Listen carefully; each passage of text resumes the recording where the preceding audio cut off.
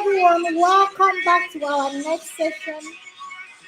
Yes, He is the great and mighty God. I love that song. Welcome back to our next session. Yes, we are still waiting for our guest. His name is Richard Okere Jr., and he will soon be with us. But before he joins us, you're welcome back to our next session. It says how to brand your story. Now, this is very interesting because the guy I'm going to introduce to you is, oh, he's very special to me. He's going to blush when he hears this. I hope he's not hearing from the back room. And he's the brain behind like Fine Wine Community. Now, what I want you to listen in is this. Every pain has a reason. Sometimes you always wonder, why did God bring us this way? Why did we go through this? But I always ask you, what can your pain teach me? Because there's no need to go through all that pain if that pain can't teach anything. You know the saying that when life throws lemon at you, you must make it lemonade. Now, every pain is for a reason. Every pain is for a lesson. Every pain that you go through has to, bring out something within you. Now, there is no Tabitha story without pain. For your Tabitha to rise, for you to become a big person, for you to become this woman that lives from the inside out, for you to become this person that makes a difference, a legacy, you have to go through pain. Pain is inevitable. If you look at all the stories of the major people from Oprah Winfrey to, mention the life Barack Obama, even going back to the Bible story of Esther, you see that they all went through this pain. And that's why nobody should think, oh, why is this happening to me? Everybody has to go through pain. And let me tell you another thing I always like to say. Don't I underrate another person's pain. Everybody's pain is painful. So in life, you have to look for what life has thrown at you and make it into a story that will change your brand. That's why I'm very excited for this session, because we are going to listen to Richard Okere Jr. He's a business development and marketing strategist specializing in helping personal and corporate brands with solutions to turn their ideas, message, or expertise into profitable global businesses. He is the creator of the Territorial Domination Framework and has offered this system via consulting and coaching to companies in the United Kingdom, United States, Portland, Guatemala, and various parts of Nigeria. So without wasting much time, get your pen and paper because I'm getting mine. I have so many ideas, okay? I have so many stories, so many messages that I need to grow this brand. So I'm getting my pen and paper ready and I'm bringing in my guests. Ooh! Everybody, hi, Richard. Hello, everybody. Good evening. Good evening. Good evening. Good evening, Coach ID. Good to be here. And good to have you here on like Fine Wine Community. Ladies, if this man is the brain behind so many things in like Fine Wine, and we have never gotten to see him. So it's really a pleasure to showcase him today and let him tell you how he managed to pick this idea, But Richard came into my life some years back. 2 years now, Richard, isn't it? It's going to 3 years now. Oh, it's going to 3 years. And when he met me, I just had I had a story. I had a story of my mom going through stroke. I had a pain my mom died last year. And all I wanted was for me to be able to tell the women around me, look, don't allow anything of this sort to happen to you. Okay? You have to take care of yourself so that you can live to see your children. So I had these dreams, aspirations, but Richard helped me to put it together. That's why I'm really excited for him to tell you how to turn your own message, your own pain, your own ideas into a brand. So take it away, Richard. Thank you so much, Coach ID. Thank you so much. It's been amazing working with you. Thank you for bringing me on your conference. This is our conference, not even your conference. It's our conference. Like Fine Wine Conference. It's been amazing working with you. It's been a mix of sugar, bitter leaf. Don't embarrass us here and our little quarrel by the side. You know, our little quarrel always brings magic. Like this magic, okay? It brings this It's magic. exactly brings magic in the end. Yeah. So it's been amazing. Anyway, so I'm going to take it on, but before I start, I'm going to do something. I had planned to sing a song for Kuchaidi because today is her birthday. So I'm going to be singing a song for her. Let me be ready with my swag. Okay.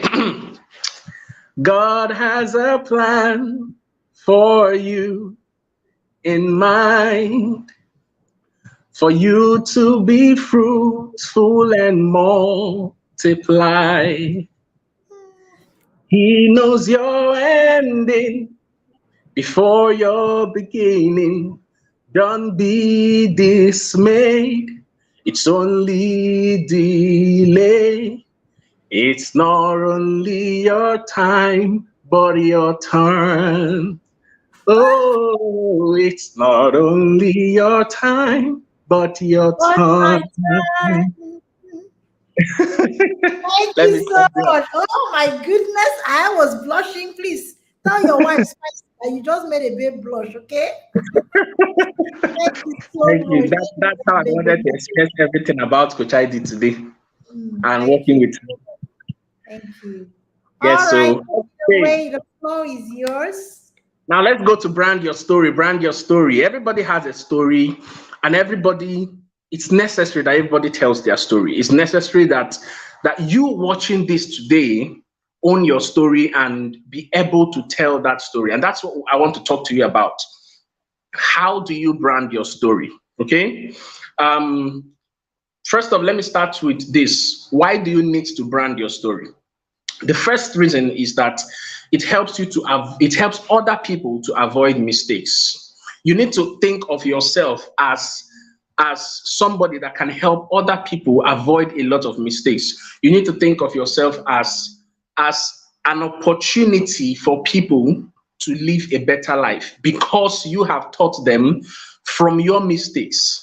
Okay, you need to make your story available for other people to look at and be like, I want to have, because of this I have learned from this story and the mistakes I've seen from this story, I want to be able to avoid those mistakes. And that's why you should be able to tell your story. If a lot of people were not telling their story, if you think of all the Mandela, of all the Nnamdi Azikiwe, Mark Zuckerberg.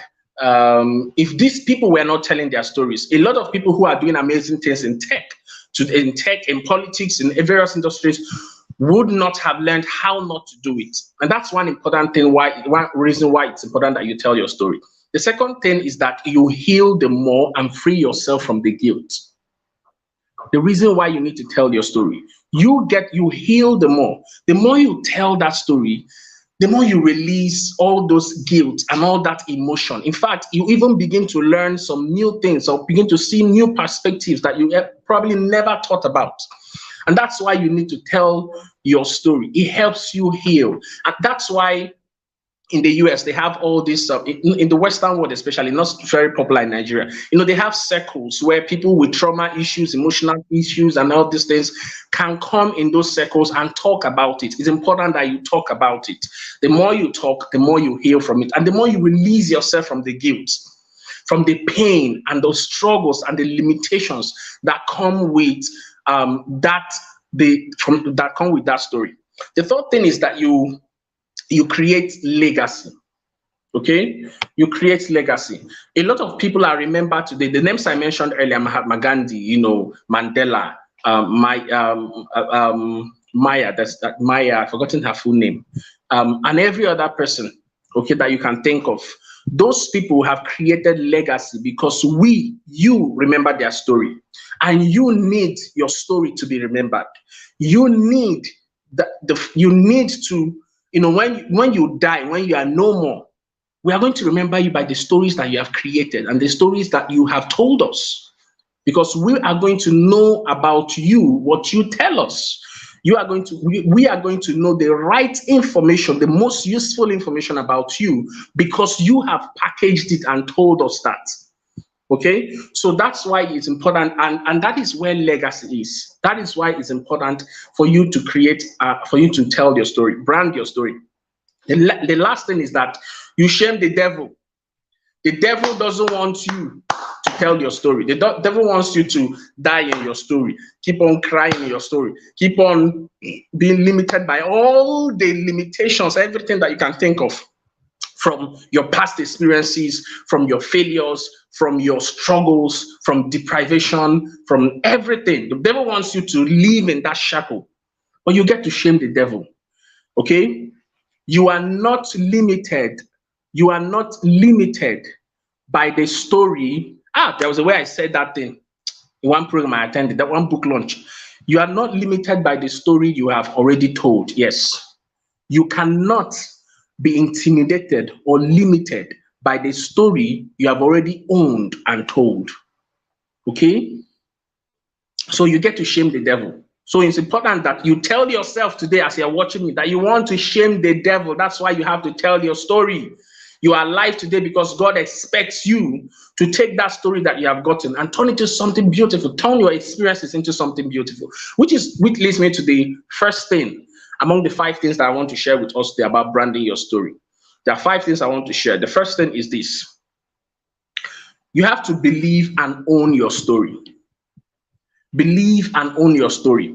You see, everything that has happened in your life, everything that you have experienced in your life, the good, the bad, and the ugly, all of them has molded you into who you are today. Whether you believe yourself to be where you want to be and who you want to be or not, it has molded you into who you are today. And the Bible says that all things work together for the good of those that love God and are called according to his purpose. And that means that for the fact that you are alive today, and for the fact that God has allowed you to go through all the experiences that you have gone through in your life, all things has to work for your good with that story. But it starts from you owning it. It starts from you owning that story. It starts from you believing that even though it cost you a lot, even though you cried, even though you fell on the floor, even though friends, despised you, even though people despised you and everything, you went through all those things, you had scars on your body and everything.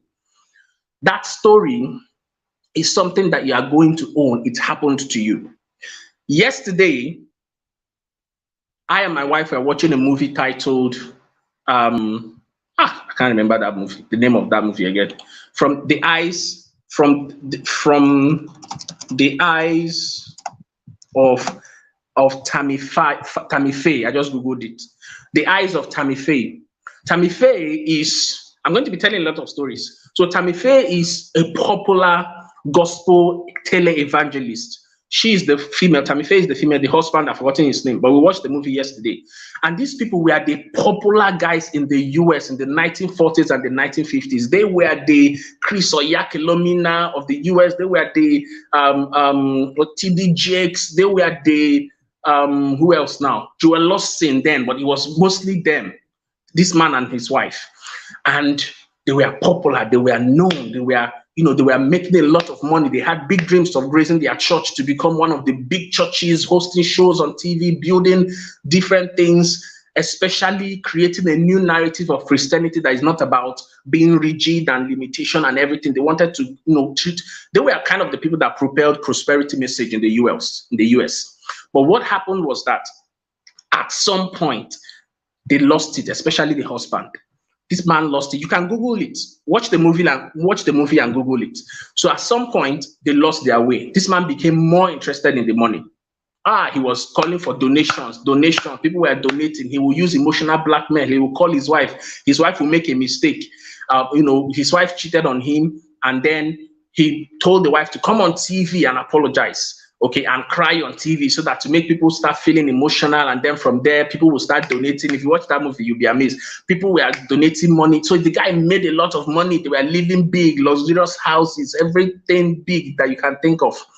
Okay, but what happened was that they were caught.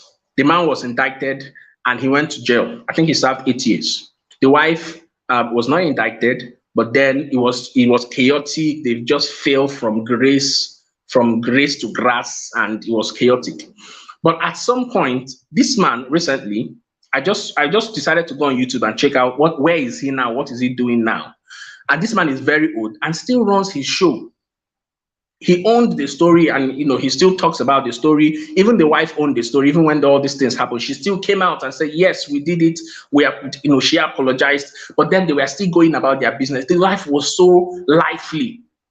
The point I'm trying to make to you is this: you are not the first person to go through whatever experience that you are going through. No matter how unique no matter how unique, or no matter how particular, no matter how customized your struggle is, no matter how you feel that it pained me and everything, you're not the first person. And God specializes in turning those stories, those kind of stories, to something beautiful, to something amazing. But you have to own it first. You have to accept it first. You have to present yourself as a worthy vessel before God can turn you into a beautiful vessel. So if you don't present yourself as a worthy vessel, nothing is going to happen. So I want to encourage you today. The first thing I want to encourage you to do is this: own your story. Okay? Own that experience. Everything happened for a reason. Own it. Tell yourself today, I did this. This happened to me, but I'm going to turn it into something beautiful. Okay? Tell yourself that this happened to me. I'm going to turn it into something beautiful. Let me tell you another story. So there is this lady. I've known her for like maybe 5-6 years. Not personally, but we've had some contact. So her name is Lara Kudaisi. So she's now the matchmaking princess or queen or something. So, but this lady had a child at age 19. She has had 14 heartbreaks. 14 heartbreaks. And listen to this. She has had 15 abortions. 15 abortions. And also, she has had a failed marriage. So you can see that when it comes to bad experiences, this lady has had it. Like, she has it a lot. She has it. But as I'm talking to you right now, this lady is a healing therapist. She's a healing and recovery therapist. Okay, she runs seminars, she runs workshops, she's teaching people a lot of things. I think I have 2 of her books. We've had an interaction. We've attended a seminar together somewhere. The point I'm making is this: even with how huge, how terrible what she has done is, she has turned it to something beautiful. I saw one of her trainings. One of her trainings is like 250K to show up for her training, and she has thousands of followers on Instagram. Okay, but she has turned it to something beautiful. That's the example of Lara Kudaisi that I wanted to give. That's number one thing. Own your story. Everything starts from owning your story. If you don't own your story, God cannot turn it to anything beautiful. The second thing I want to talk about is you have to ask yourself, what's the message in this experience? What's the message in this experience, and who is it for? What's the message in this experience, and who is this message for? Okay, because your story is customized, it is meant for a certain set of people. Okay, because your story is customized. If I were to begin to tell my story of heartbreak, it may not be like Lara Kudaisi's own. I've had heartbreaks, I think so. If I were to begin to tell my story of business failure, it may not be like Dangote's own. Okay, but God has given me that type of customized experience of failure so that I can speak to a certain type of people. There are some people that Dangote will start, if Dangote starts speaking to those people, they may not relate. Okay, so there's a certain set of people that your story is made for. All right, what's the message in it, and who is it for? So you need to take pen and paper and write out what's the message in this story. And a good example is Les Brown. If you have not heard of Les Brown, you should go on Google, YouTube, and check out some of his videos. I love his story, and I always like to use his story. So Les Brown is known for teaching people how to be hungry, and be hungry and be passionate about your passion, your what is it, your being productive, and being your dreams. Yes, be passionate about your dreams and everything. He's very known for that. So he uses his story, and that's the message. Well, this is a story that powers that message. The story is that Lesran, he was adopted. He has a twin brother. He was adopted by a woman, and then the woman struggled to raise them, doing menial jobs, and then they were living in one apartment that was just like wretched. And then at some point he had interest in being a disc jockey, like people who work in a radio station. So he had interest in that. He was passionate about that. He would stay at home and practice and listen to the radio. And as he's listening to the radio, he will practice whatever it is that they are doing there. Okay, we will listen to all the people teaching there, and all the people talking on radio. He will try to mimic them. He will try to create his own lines because he was so passionate about it. And so after doing that, one day he went to a radio station and asked the manager there, I would like to work in this radio station. The man said, no, there is no position. And the man thought that was the last time he was going to see him. But unfortunately for the man, unfortunately for him, he saw Lesbran, came back the next day. Sir, if you see the way he tells the story, it's very interesting. Sir, I would like to work in your radio station. The man told me, I thought I told you yesterday there is no position. Go. The next day, Lesbran came back again. I want to work in this place. The man said, he came out, I think up to like 5 or 6 times before the man got tired and said, okay, go and fetch me coffee. And that was how Lesbran became an errand boy in that radio station. And he was doing errands for all the disc jockey guys and all the presenters on the radios in the radio station. He was doing errands, he was driving, and all that time he was driving, he didn't have a driver's license. I'm not advising you to do that, please, in Nigeria, because they're going to get your head. Okay, but he was doing that. He didn't have a driver's license, but he was working and doing all that, and also paying attention. Now he was closer. He was closer to the radio station. He was in the radio station now, so he was now seeing what they were doing there. He was now looking at the guys on operating the controls, doing all the things that they were doing on radio. He was looking at how they were doing it, and he was picking up things and learning and all those things. Learning a lot. So it happens that one day, one of the TV radio presenters got drunk, and he was messing up on radio. So the manager called Lesbran. Lesbran was in the office that day. The manager called and said, is there anybody in the office who can take over from this guy, because he's obviously drunk? Lesbran said, okay, that there's nobody. The manager told him to call somebody, to come and take over. But Lesbran did not call anybody. What he did was that he just, instead of calling somebody, he took his phone and called his mom and girlfriend and told them that somebody is about to get on radio now. And after a while, the manager he called the manager and told the manager there was nobody. And then the manager now asked him, can you handle the control? And Lesbran said, yes, I can handle it. Like he has been preparing all his life for this.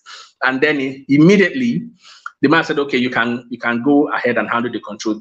Lesbran just pushed the man aside, the guy that was drunk, pushed him aside and took over the radio and took over the mic that day. He was blowing it. He had his own special introduction that he had prepared.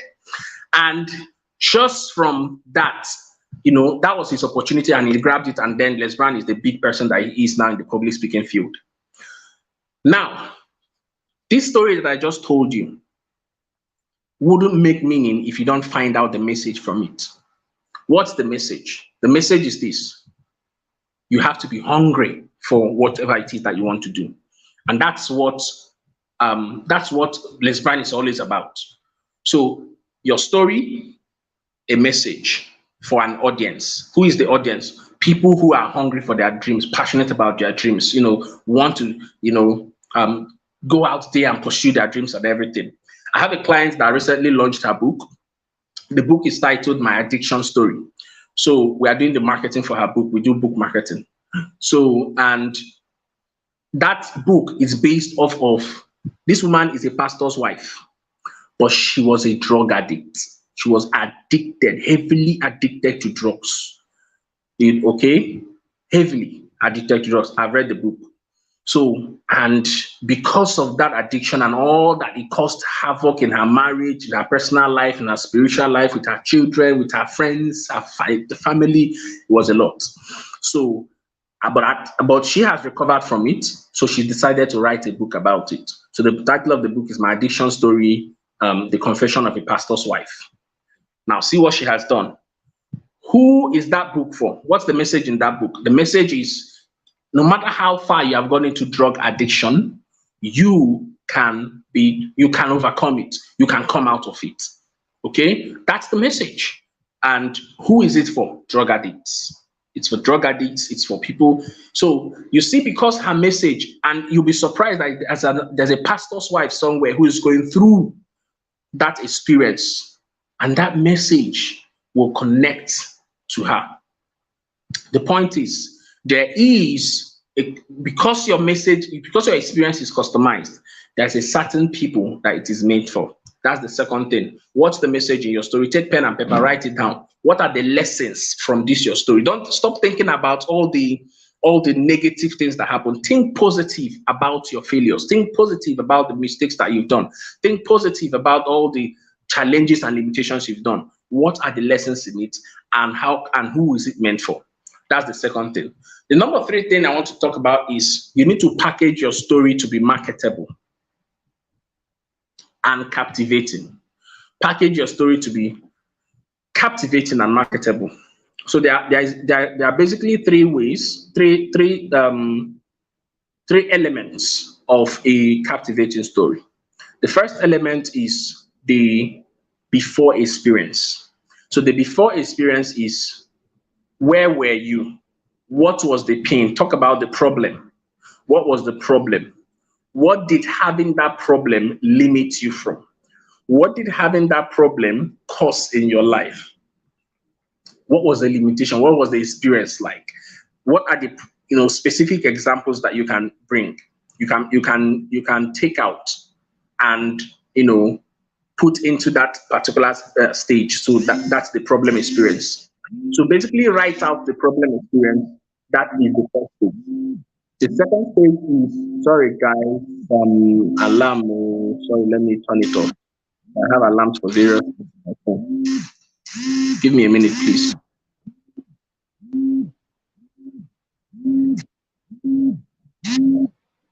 Uh-oh.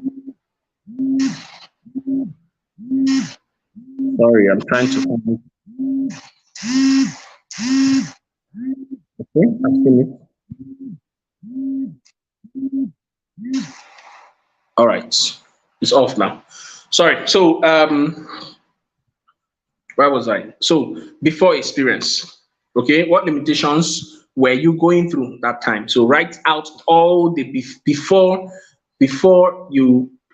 how are you feeling? If you're still going through that problem, write it out. If you have overcome it, write out the before experience. The second thing you have to write is the catalyst experience. The catalyst experience is the experience that got you to the awareness that you actually have this problem, or got you to the awareness of how to come out of this problem. Okay?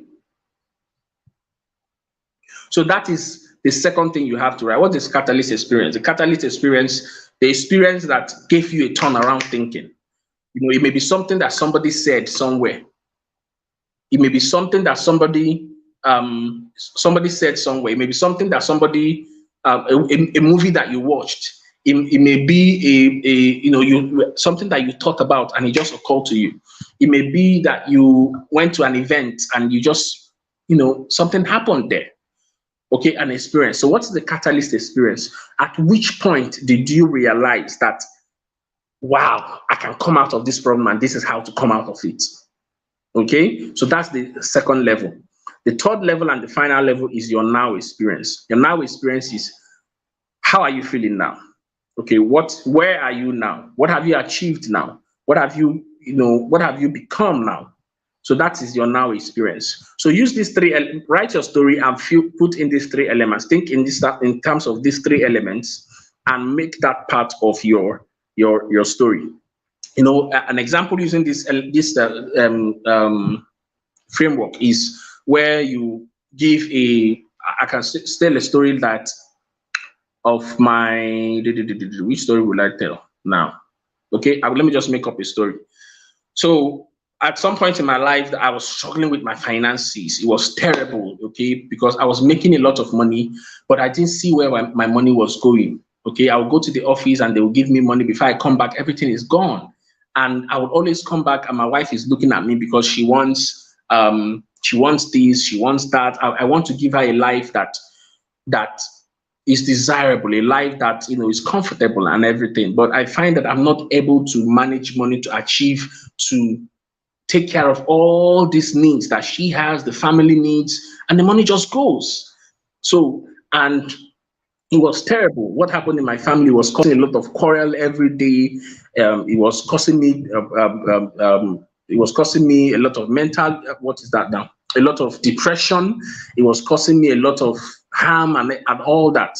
So what happened was that I read a book titled Smart Money. And what happened was that when I read that book, I began to see some of the mistakes that I made. Okay, one of the key things that I saw in that book was when the author said, if you don't plan for your life, others will plan with your life. Okay, if you don't plan for your life, others will plan with your life. And it began to make me think about planning for my money. Before my money comes to my hand, I had to plan for it. Before I begin to spend money, I have to make sure that I have specific things that I've already thought about beforehand that I want to put those money in.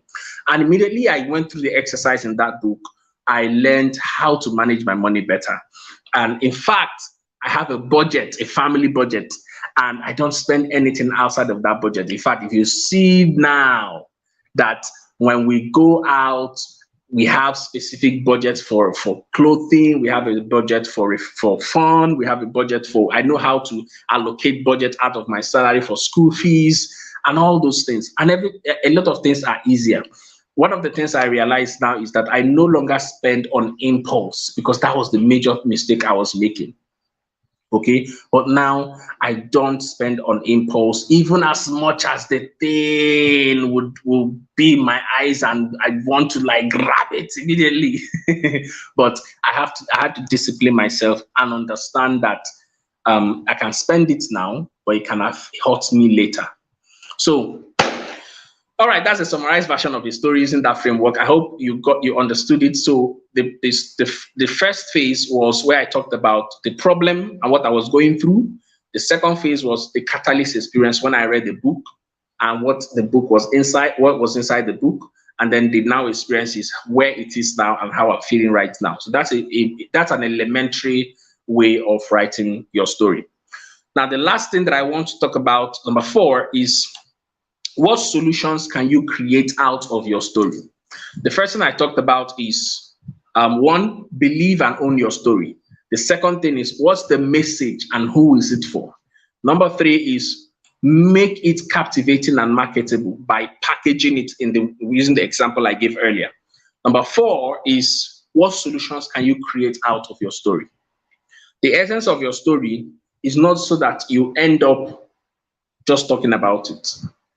Okay, it's not just about going to speak about it and inspire people. That is fine. That's a solution. That's a level of solution. But I always encourage people, especially in my coaching program, to create tangible solutions that cause transformation. Tangible solutions that cause transformation. Solutions that when somebody encounters it, when they go through it, they will find that I have used the lessons from my own experience to teach them and help them out of the limitations in that problem. Okay, so things like a coaching program, things like a book, okay, a book that is detailed, tells people what to do. Okay, things like an online course, things like what else now? You can run a challenge at some point. All those things are solutions that you can create out of things like a boot camp. Okay, things like a lot of things you can do. Somebody like Joyce Meyer. Okay, we all know her story about, not everybody, but a lot of us know her story about her father and how the father abused her and everything. Now she has turned that story into something beautiful, has a huge ministry, and today, she has courses, she has a TV program, she has books that are transforming lives. The question I want to ask you today is, what do you want to create as a solution out of your problem? Okay? What are you going to package as a solution out of your problem? One of the clients that I'm working with right now, she has an experience in diabetes. With diabetes, she has her own experience then, but her father died because of diabetes, as a result of diabetes. So, so because of that, she decided to become an alternative medicine practitioner. So she now has a doctorate degree in it, and she now, has written a book. So we are currently working with her on her book, Winning with Diabetes. She's writing a book on it. She's written a book on it, so she's reprinting, republishing the book. So, and that book is a solution for people. In fact, she has even gone ahead. The lady has gone so big on it. Like, she has courses, she has coaching programs, she has formulas for diabetes, for reversing diabetes. Now she has a lot of things just out of that, just from that one story of her dad. She has formulas, she has people from various parts of the world calling her to help them reverse diabetes. Okay, one day she showed me a course.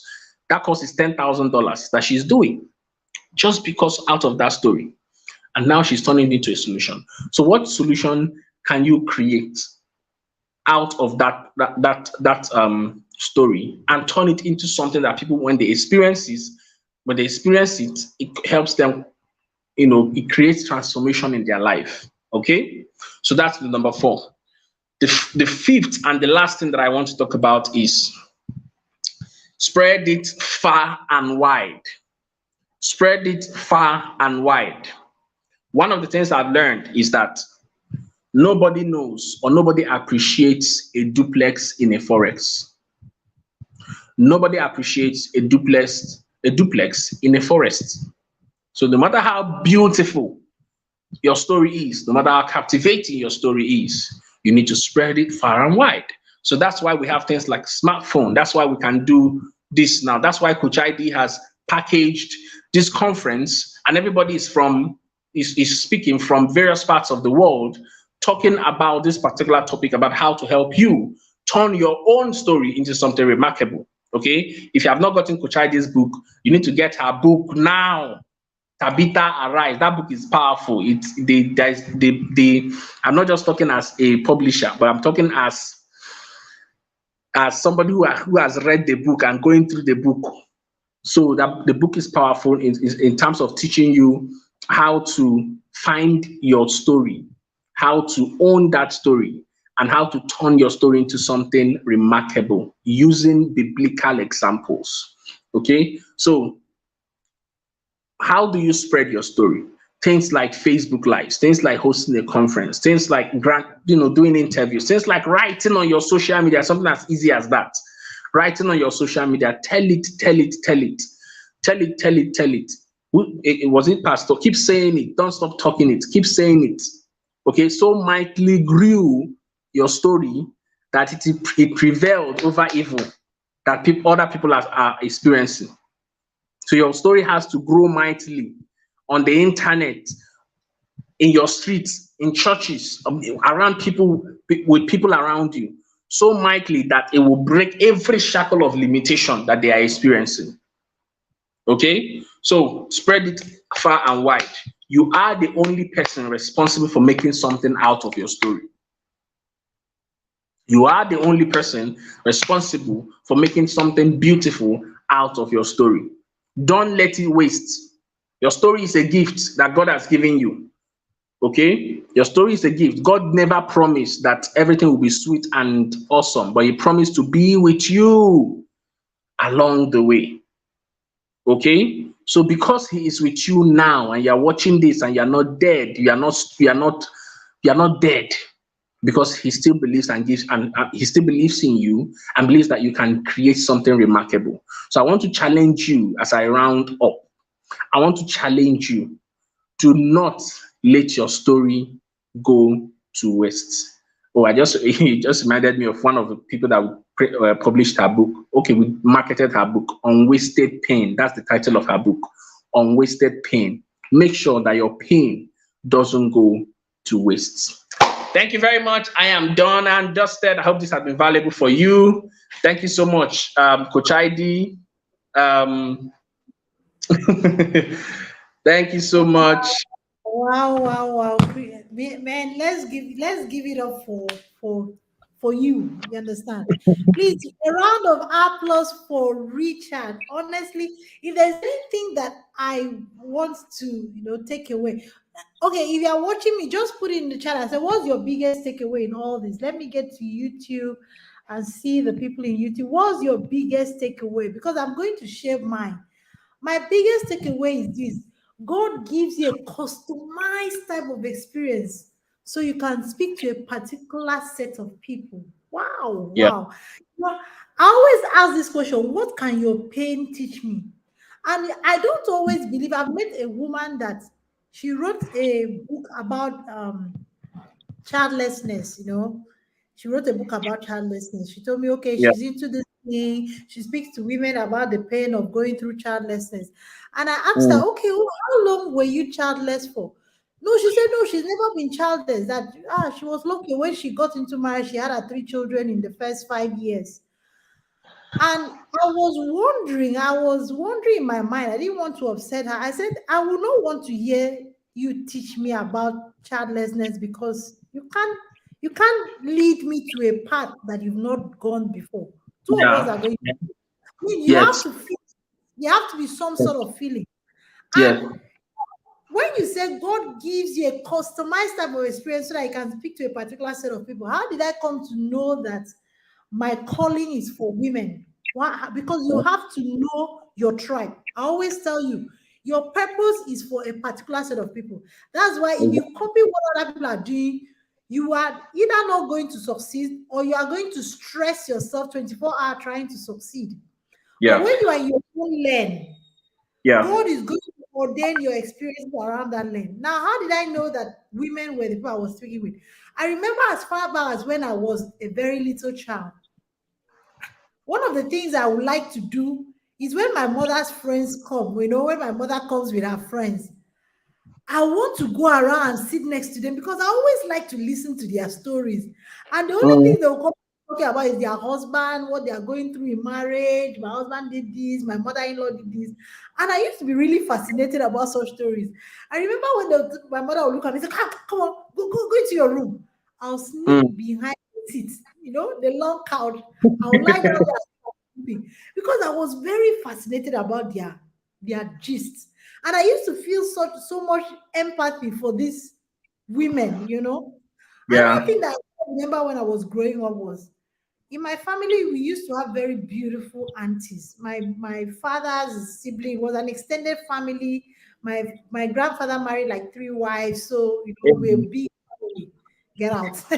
So the women in that family were beautiful. They used to be really curvy and really nice. And so I used to mm, have a lot of beautiful aunties around me. But there was something I used to notice. I noticed that when these my aunties got married, in the next 5 years, they will not be looking beautiful again.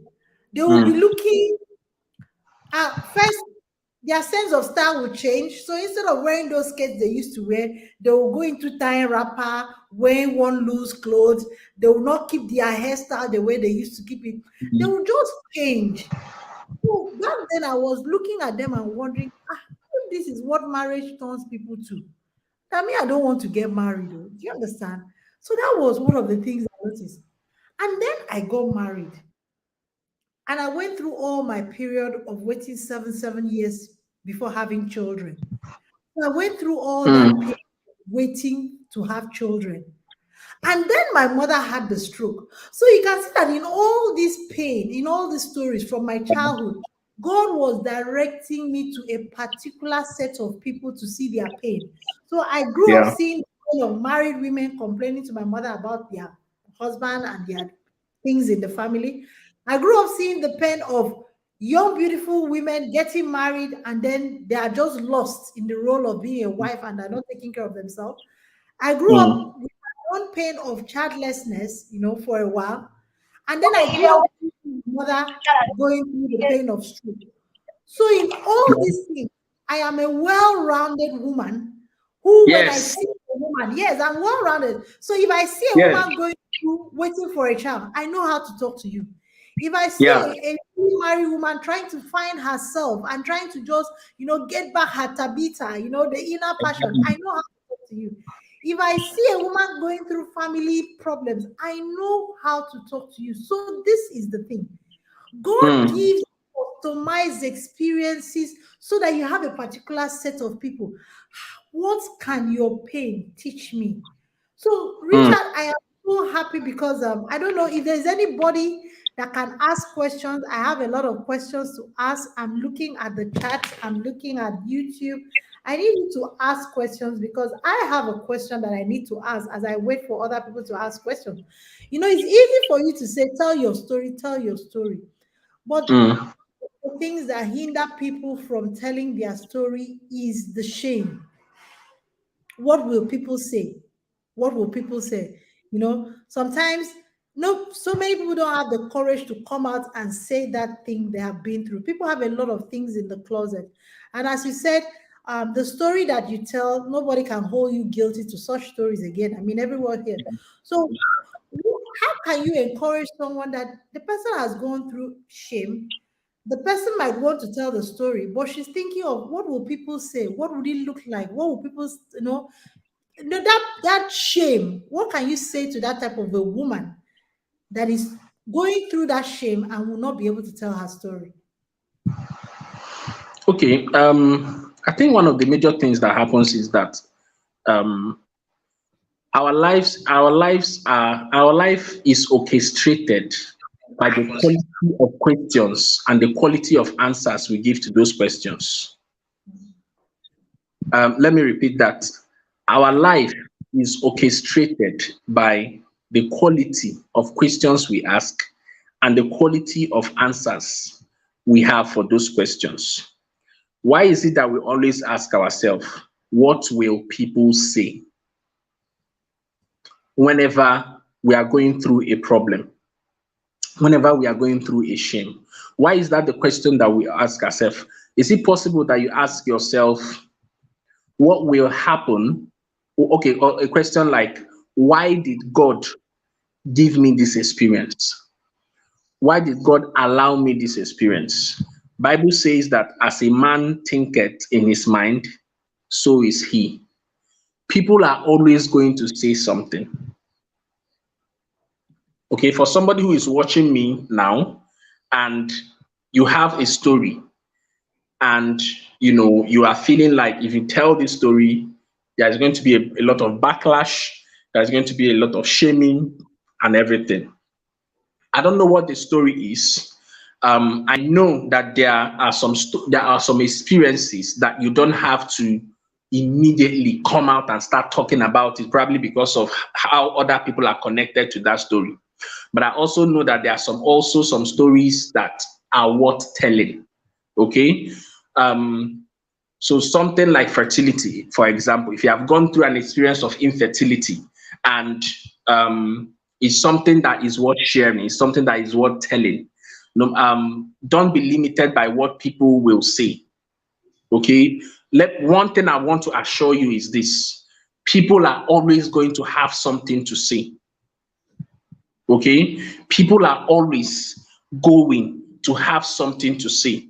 Whatever it is that you do, people are going to say something in your inaction. They are also going to say something in your multiple action. Okay, because people have a mouth and they have ears. My wife and I launched a YouTube channel. Okay, I've never been a YouTube kind of person exposing my life on YouTube. It's not my thing at all. Okay. And we launched the YouTube channel. If you watch the channel, you see a lot of things inside there. And I know family members that have chatted me and called me because I grew up in a very conservative family, saying a lot of things. But I've come to learn that I am more interested in the gain of telling my story Mm. than in what people have to say. I'm more interested. So you have to just come to the point. What if people say something, what happens? What will happen? Will they come and beat you? Will they kill you? Will they, I don't know. Just that's what I feel I want to share with you, okay? Don't just be Yeah. limited by those things, okay? Okay. Uh-oh. I can hear Sorry. you. Yeah, so Yeah, we that's can just what hear I you. want to share. Yeah. Don't just be limited by those things. Own your story. Get necessary. If people are connected to that story, maybe people will be exposed if you start telling it. Go and probably have a discussion with them, or just try to Mm. hide some things, and all those things. But the fact that you have to tell this story, imagine if Jesus Christ did not come to earth and the disciples have not been telling the story till now, what would have become of Christianity? Okay. Okay. No, you actually answered my second question because I wanted to ask, sometimes you want to tell your story, but there are some people involved in the story, and you are just feeling like, oh, if I tell the story, I will expose them because you don't have consent. So, is there any way that, as a publisher, is there any way that you can tell your story and be authentic about your story without hurting people that were in the story and might not want to be exposed in the story? Is there any way? Yeah, there are ways, but I'm going to give like general ideas because most times you have to have one-on-one discussion with the person and just know how to do articulate specific things. But one general thing that people do is to change names. Okay, so you don't have to use the exact names of those people. You can change their names. One other thing that you can do also, there are some times that we change the structure of the story. So if a Mm. story happened in this way, we can just change the story a bit. What example will I use now? Um, instead of saying Obi went to school, instead of saying Obi went to school, I will say Obi went to church. The most important thing is that there is somewhere that Obi went to. Yes. Obi went Eh, somewhere. Obi went somewhere. Eh. So so you just change all those things in telling your story. If unless if the audience that will have access to that story, if a lot of them know each other, so even if you change names, people are still going to know. People are still going to know.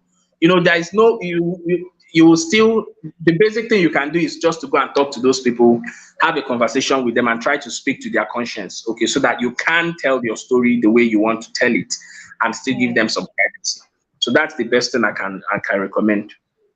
Okay. It just takes me to my own book now because I've told a lot of stories here. Yes, sorry. A lot of stories, personal stories, and I didn't get consent, so let nobody come after me. But let me just read a little bit. I said, Enobon is my daughter. So I said, Enobon was a bubbly and expressive 5-year old who usually gave me gist of her school day on our ride home. She reminded me so much of myself as a child, a chatterbox. But that day she was unusually quiet. I tried every trick in the book to get her to talk, including buying her favorite ice cream, but nothing would get her out of the mood. As a mother, I became worried. So I called her teacher, who said she was okay in school. Nothing happened that could have offended her in any way. I decided to give her time to come around. Later that evening, she came to me with a question that established my why. Mm, Today in school, my teacher asked us to talk about our family, she said. That's great. I answered excitedly, happy that she was finally coming around. Then she continued. My friend Esther said she has two sisters and one brother. Ikechi said he has one brother and one sister. I said I have no brother and no sister. Mommy, why don't I have a brother or a sister? mhm, So mhm. you have to share this because me, there's some personal stuff here. My husband has not even read. Uh-oh. I won't be Oh, there. Oh. oh, oh. Thank you so much, Richard. It's so good to have you. We've had a fabulous time with you. Thank you so much. Thank Thank you for. you. All right. Take care. All right, thank you. Okay, I was just scrolling through to see if there's any question in the group, but there's none. Yes, no question. Yes. So yes. Okay. All All right. right. Thank you. Thank you for having me. All right. So that was Richard Okereke. Now, by 7 o'clock, you don't want to miss 7 o'clock. I'm telling you, you don't want to miss 7 o'clock because I'm coming with Coach Eden. Eden is a fantastic woman. She's a two-time cancer survivor, and Eden is coming to talk to us, on a topic that says goodbye past, hello future. You need to listen to Coach Eden. So this is it. This is what I'm going to do. Now, some people have asked, how can you get other people to join? If you go to my Facebook page, Peter, I'm going to post the Like Fine Wine community. Right now, this thing is airing on my YouTube channel, and people on the Like Fine Wine community is airing their live, is streaming live. So call anybody that you know now, invite them to join the Like Fine Wine community so that by 7:30 they will have to listen to this woman. Eden is a powerhouse, and I can tell you, if you think that you have heard of anything transformational, then hold on and wait for Eden because she's going to wrap up this session. Sister Louisa is in the house. Yes, that's another powerhouse, and we are going to have her. I'm going to put her in tomorrow because she is the reason for Like Fine Wine community. I'm so happy you could join us. You see, I told you nothing can keep you away from this conference. Okay, the devil is a liar. Thank you so much. So I'll see you by 7:30. Okay, get to my page on Facebook, Peter. I'm going to post the link for the Like Fine Wine community. So those of you asking how people can join, you take the link, click it to them. If you're already on the community, please invite other women to join because there's a lot we have to learn. Tabitha, arise. I'll see you by 7:30.